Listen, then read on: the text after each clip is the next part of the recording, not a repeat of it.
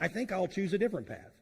And that's what David is saying, is the righteous are going to see what happens to Doeg, and they're going to go, hey, the wise man says we don't want anything to do with that. The other thing he says, which sounds a little harsh, but he says the righteous are also going to see this and they're going to laugh. Now, it isn't meant that they're going to make a mockery of the destruction of Doeg, but it is this, and I'm going to try to explain it the best I can. It's the idea of being satisfied in seeing God's righteousness prevailing on the wicked. And so let me try to give you an illustration that at least helps me understand it, and hopefully I'll convey it in a way that'll make sense to you. You remember when you were a kid, especially if you had siblings, and if you're a normal person, there's always a time that one of the siblings does something, and mom and dad can't figure out who it is, and nobody wants to rat each other out.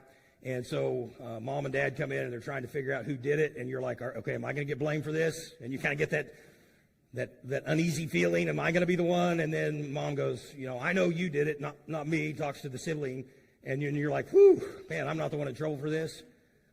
Now I'll just be honest, I was usually one in trouble. My sisters were always like, don't get us in trouble again, Scott. I don't know that I was ever not the one instigating these things, but I would sure tell mom and dad it was them. But the point is this, it's the idea of thinking, hey, I could be under this judgment, and then realizing I'm not. It's that idea of relief. It's that idea of satisfaction, knowing that you're walking in righteousness, and therefore you're not going to experience that kind of a judgment or punishment. So in other words, you saw what was maybe happening with your other siblings, and so you were fearful for a minute, and then when you realized you weren't in trouble, there was that sense of relief. It's like, all right, I'm off the hook this time. That's what he's saying that the righteous will do. They will see this judgment, and they will be glad, they will be happy that they won't experience that. And the point is this, when God's judgment comes on other people, listen, our focus should not be on their devastation. That's not the idea here.